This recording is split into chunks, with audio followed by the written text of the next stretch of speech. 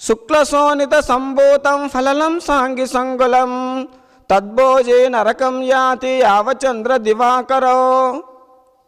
మనకు గురుదేవులు తెలిపి ఉన్నారు ఈ శ్లోకమును గురించి.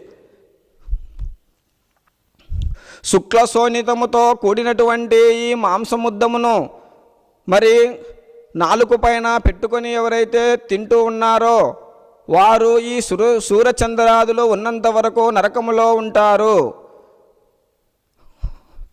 అనగా సూర్యచంద్రాదులు ఉన్నంత వరకు ఈ జనన మరణం అనే ప్రవాహములో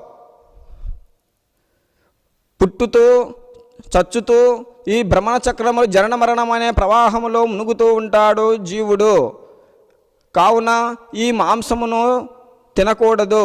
అహింసా వ్రతములోనే మానవుడు పయనించాలి. అప్పుడే తను మహేశ్వర స్వరూపముగా భాషిస్తాడు.